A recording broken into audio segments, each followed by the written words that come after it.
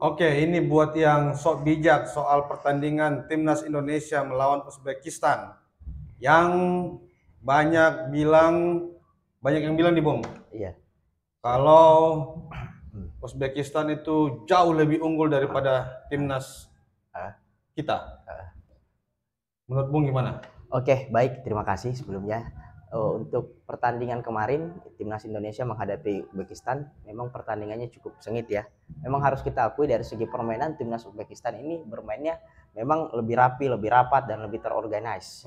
Utamanya pemain-pemain mereka yang nomor punggung 14 yang bermain di CSKA Moskow itu, yang Ya, harga market value-nya lebih tinggi dibandingkan timnas Indonesia. Dia menjadi pembeda di timnas Uzbekistan. Tapi ada satu situasi di mana harus kita lihat juga, ada beberapa momen yang bisa merubah situasi pertandingan. bisa Salah satu mengubah situasi situasi pertandingan pertandingan. utamanya pada saat babak pertama, pada saat Witan dijatuhkan oleh bek timnas Uzbekistan nomor Ya, punggung 4. Nah, momen seperti ini bisa mengubah situasi pertandingan karena posisi bolanya kena kedua. Yang kena duluan adalah Witan. Pada saat Witan yang dijatuhkan, Witan dulu dijatuhkan, baru bola itu jatuh. Nah, yang itu situasi kena duluan ini adalah bad, badan atau anggota tubuh dari Witan. kaki dari Witan. Kaki dari Ya, Witan. kaki dari Witan yang kena duluan. Nah, ini yang sebenarnya bisa mengubah situasi. Walaupun harus kita akui timnas Uzbekistan bermain sangat solid, bermain sangat rapi, dan sangat terorganisasi permainannya dibandingkan pertandingan Indonesia menghadapi Ya. Korea Selatan sebelumnya. Nah begini Bung, soal masalah lebih kuat Uzbekistan daripada Indonesia. Kalau saya melihat nih Bung, bahwa memang Uzbek lebih kuat di dalam hal possession. Iya, siap. Possession, mereka kuat dalam mempertahankan bola. Mempertahankan bola. Tetapi timnas kita juga kuat dalam bertahan. Bertahan, benar. Itu yang tidak diakui oleh banyak orang. Banyak orang. Benar. Bahwa kita itu sempat sampai bisa menahan mereka itu di menit ke 60-an. 63. Ya, sampai akhirnya gol. Dan justru mereka itu kurang efektif, Bung. Mereka itu kurang efektif karena tidak mampu atau lemah dalam membuat peluang atau mencetak gol di babak pertama dan di awal babak kedua. Awal babak kedua. Berarti sebenarnya kita ini sama kuat. Sama kuat. Betul. Sama kuat, Bung. Benar. Ya kan, satu kuat dalam menyerang, possession, satu kuat dalam bertahan. Bahkan kita justru lebih efektif karena mampu mengkonversi gol lebih duluan dibanding mereka. Iya. Meskipun setelah itu ternyata dianulir. Iya benar. Itu gimana, Bung? Nah, betul sekali, pada saat pertandingan Indonesia memang cenderung bertahan dibandingkan Uzbekistan, timnas Uzbekistan yang justru melakukan ofensif sejak awal pertandingan. Dan memang ada posisi di mana gol dari Ferrari itu dianulir ya, karena kaki Sananta dianggap sudah offside. Tapi kalau kita lihat dari posisi kamera yang lain, dari sudut pandang kamera yang lain, posisi tangan dari pemain nomor punggung 23 timnas Uzbekistan ini justru lebih masuk dibandingkan kaki Sananta. Jadi secara posisi pada saat Pratama Arhan melakukan umpan, itu posisi Sananta tidak dalam posisi offside. Nah, itu dia. Jadi ini kan yang mengajukan bahwa ini offside adalah wasit VAR nih, yang dari Thailand ini. Ya, si Udom. Bang Udom. Iya. Bang Udom. Dia mengatakan bahwa ini dalam posisi offside dengan angle kamera yang itu. Iya. Bahwa memang jelas kaki Sananta itu memang lebih posisinya offside dibanding kaki pemain Uzbekistan. Tapi apakah yang tidak diperhitungkan adalah apakah anggota tubuh dari pemain Uzbekistan ini, kalau kita lihat ternyata sama posisinya dengan kaki Sananta. Kalau kaki dengan kaki, memang kaki Sananta lebih masuk dari posisi kamera yang tapi yang harus diperhitungkan anggota tubuh yang lain juga, Bung. Tubuh yang lain, benar. Oh, ternyata tangan kanannya si pemain Bang Uzbek ini, ternyata sama sejajar dengan posisi kakinya Sananta. Gimana, Bung? Sananta, betul sekali. Posisi Sananta itu dalam posisi pada saat umpan itu diberikan dari Pratama Arhan, kita lihat dari sudut kamera yang lain. Jadi aturan dari FIFA itu menyebutkan kalau seluruh badan kalau satu anggota tubuh, kalau ada bahkan ujung jempol sekalipun atau ujung kuku sekalipun atau ujung rambut sekalipun, kalau itu dianggap offside ya offside, atau ujung sepatu sekalipun kalau dianggap offside ya offside. Jadi pemain dari timnas Uzbekistan ini karena posisi tangan dari pemain timnas Uzbekistan ini masuk, ya dari posisi kamera yang lain kita lihat, karena kan kita dibodohi dengan sudut kamera yang satu. Nah itu yang menjadi kesimpulan dari mereka. Padahal kalau kita lihat dari sudut kamera yang lain, itu posisinya berbeda. Nah kita lihat pada saat Pratama Arhan melakukan umpan, itu pemain timnas Uzbekistan, tangan sebelah kanannya itu masuk ke bahkan lebih dalam daripada posisi kaki Sananta. Jadi itu secara garis besarnya kalau kita mengacu pada rules dari FIFA, bahwa seluruh badan atau sedikit badan atau bahkan ujung kaki sekalipun, kalau pemain dari area pertahanan masuk ujung kaki atau ujung kukunya, maka itu dinyatakan onside. Begitupun pemain yang offside. Jadi murni gol itu adalah gol yang disahkan, terlepas dari timnas Uzbekistan yang memang bermain rapi, bermain cantik. Tapi ada momen di mana timnas Indonesia bisa mengubah situasi. Inilah momen sebenarnya ketika gol dianulir, Bung. Ketika gol dianulir itu siapapun, itu tim manapun, bahkan sekelas Argentina waktu melawan Arab Saudi di Piala Dunia, itu jatuh mental, Bung. Jatuh mental. 2 gol Argentina itu dianulir, dan itu kan untuk proses menciptakan gol ini kan membutuhkan energi yang luar biasa. Ketika kita sudah mengkreasi gol, tiba-tiba dianulir, itu Bung gimana ya? Betul sekali. Jatuh mentalnya, Bung. Sekelas Argentina aja, Bung. Ya kan? Siap. Bisa jatuh mental, apalagi tim adik-adik kita ini. Iya, ada timnas U23. Ada timnas Garuda Muda ini. Benar. Oke, benar sekali, karena kita tahu timnas Argentina aja waktu menghadapi Arab Saudi di partai pertama Piala Dunia, pada saat itu timnas Argentina kalah 2-1 oleh Arab Saudi. Ada gol dari timnas Argentina itu Messi, ada 2 gol dari timnas Argentina itu dianulir oleh wasit. Jadi sebenarnya tugas utama dari VAR ini, dia bukan yang mengambil keputusan. Yang mengambil keputusan itu adalah wasit. Wasit utama. VAR itu fungsinya video assisting referee, dia cuma pendamping dari wasit aja, yang memberi masukan bila mana ada keputusan dari wasit utama yang tidak melihat secara langsung. Karena tapi kayaknya pandangan dari wasit kan si Bang Thailand ini siapa? Udom. Si Udom ini, Bang Udom ini memang dia tidak menginginkan Indonesia untuk lolos ke Olimpiade. Dan catatan lagi, Bung. Ibaratnya ada 2 wasit ini, yang Shen Yanhao dan Bang Udom ini punya rekam jejak kontroversial juga sebelumnya. Nah, kenapa AFF ini masih menggunakan wasit-wasit kontroversial kayak gini? Apalagi nanti si Bang Udom ini juga akan jadi asisten wasit VAR ya? Benar, akan menjadi asisten wasit. Di laga Indonesia melawan Irak. Ini catatan penting juga ini. Catatan penting sekali. Bahwa wasit yang pernah memutuskan hal-hal yang kontroversial masih digunakan oleh AFC. Oke, Bang Udom ini si pelatih, ibaratnya gini, Bung. Ibaratnya kita beli motor. Dalam rumah kita kan, kita beli motor. Terus ada tetangga kita yang cemburu. Nah, seperti itulah kira-kira korelasi antara Indonesia dengan Bang Udom. Si Bang Udom ini dia kan dari Thailand kan. Agak-agak cembokur gitu ya. Karena mungkin timnas Thailand hanya sampai babak penyisihan grup, tidak sampai ke fase semifinal, karena mungkin Indonesia berpeluang untuk bermain di Olimpiade. Ya kan? Satu lagi, Bung. Ya, kartu merah dari Rizky Ridho. Kartu merah yang diberikan kepada Rizky Ridho. Ini kan semuanya menganggap bahwa ini wajar. Tapi, Bung, apa yang kita lihat ilusi tentang gambar slow motion itu, Bung? Gambar slow motion itu kan seolah-olah memang kakinya Rizky Ridho ini mengarah kepada alat vital dari pemain Bang Uzbek. Iya. Sampai viral itu. Sampai viral katanya apanya itu. Harusnya wasit, Bung, menurut saya, Bung. Itu jangan melihat adegan slow motionnya. Karena adegan slow motion ini bisa memberikan ilusi bahwa ini bisa dialihkan. Kakinya ini bisa dialihkan. Padahal kalau dalam gerak cepat, dalam situasi yang normal, itu sangat sulit. Kakinya Rizky Ridho untuk dibelokkan ke arah yang lain. Betul sekali. Itu betul nggak, Bung? Betul. Minimal itu gimana tuh, Bung? Kira-kira seandainya keputusan wasit harusnya, menurut Bung sendiri, Bung Ais gimana?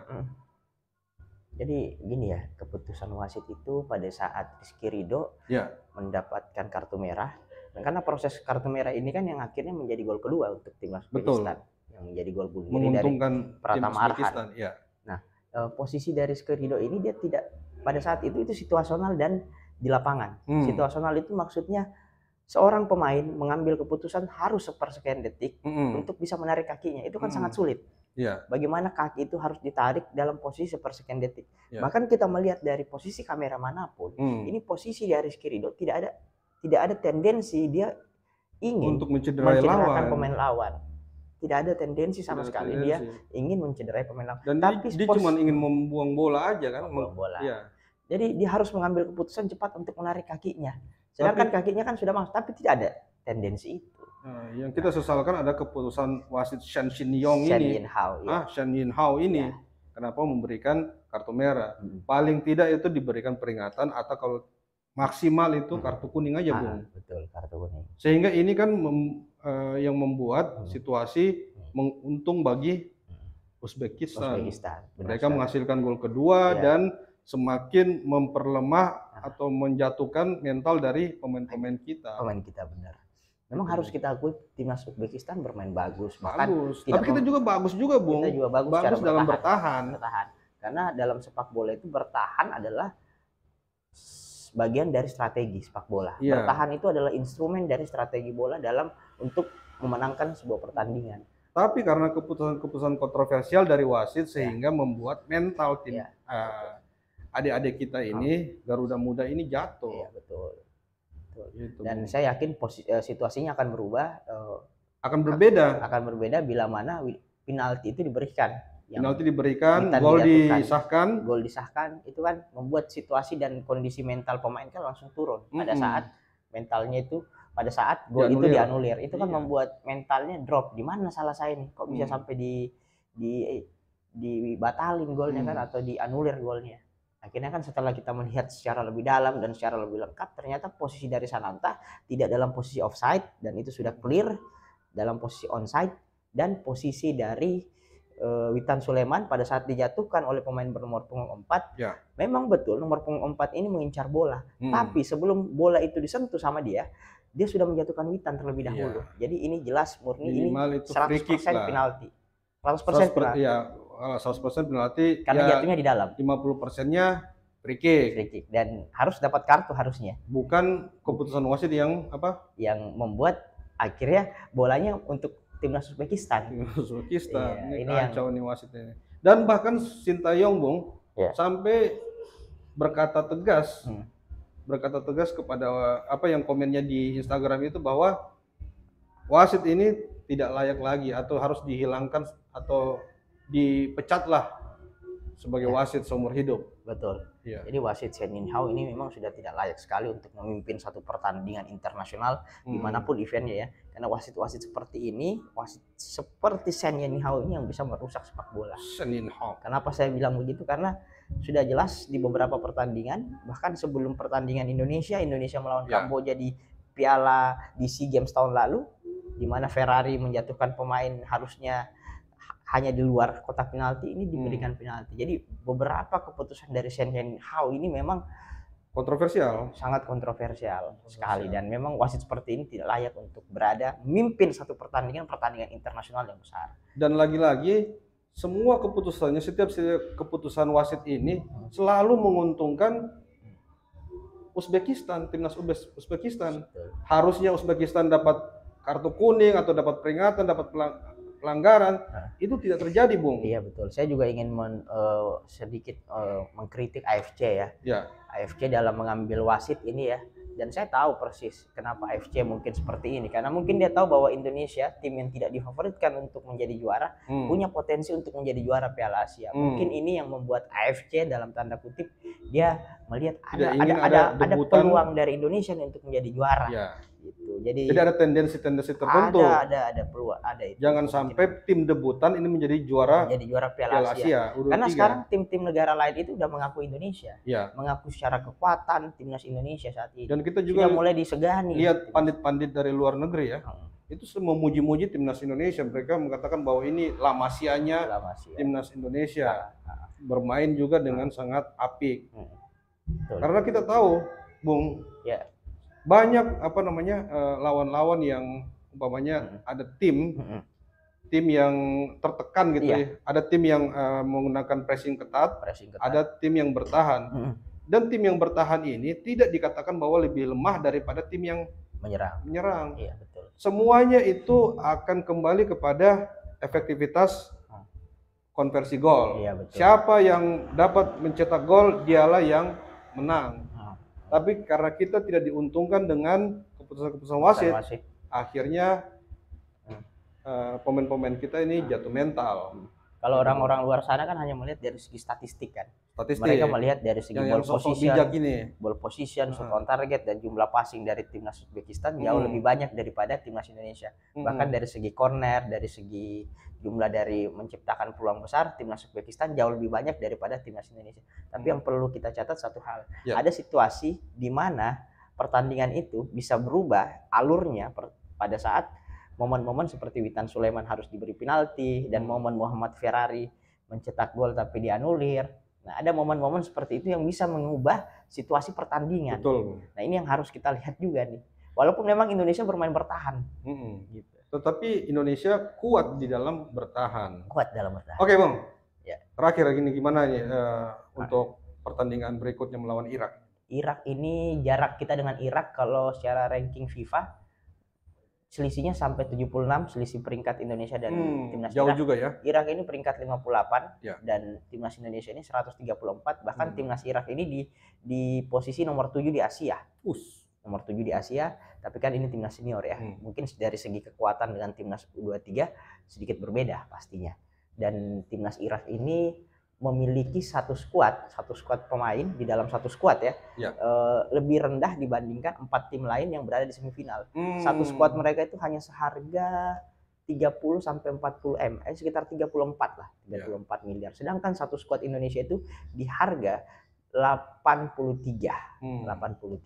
Bahkan duit ada semua tuh ya? Iya, duit semua itu. Bahkan satu pemain timnas Irak itu yang Menhat Muhammad itu yang bermain di Liga Iran, itu pemain yang paling mahal harga market value-nya. Dan dia mempunyai lemparan maut juga, Bung ya. Lemparan maut sih, mirip dengan Arhan Pratama yang bermain di klub Iran. Dan yang patut diwaspadai pada saat pertandingan 2 Mei nanti jam 22.30 timnas Indonesia dan Irak. Jadi mereka punya pemain bernama Ali Jasem. Ali Jasem ini mencetak 3 gol dari 7 gol Irak. Jadi dari 2 pertandingan terakhir timnas Irak, di partai ketiga dan partai 8 besar kemarin, Ali Jasem ini mencetak 3 gol. Dari 7 gol timnas Irak yang sudah dicetak. Dan Irak mendapatkan 3 penalti, sedangkan kita hanya mendapatkan 1 penalti. Jadi dari segi memasukkan gol, timnas Indonesia dan timnas Irak sama 7 gol. Begitupun dari jumlah kita kemasukan gol. Timnas kita dengan timnas Irak itu sama, 7 gol dan 5 gol. Jadi kalau secara statistik kita sama dari segi cetak gol, tapi dari segi shoot on target kita jauh lebih efisien dibandingkan Irak, karena Irak itu lebih banyak shoot on targetnya tapi tidak berbuah gol. Sedangkan kita shoot on targetnya jauh lebih sedikit tapi berbuah gol. Begitu. Oke, Bung, terima kasih. Semoga timnas kita kembali mentalnya pulih lagi dan kemudian bersemangat lagi sehingga bisa memenangkan pertandingan melawan Irak dan melaju ke partai Olimpiade Paris. Ya. Terima kasih, Bung. Ya. Salam olahraga. Salam olahraga.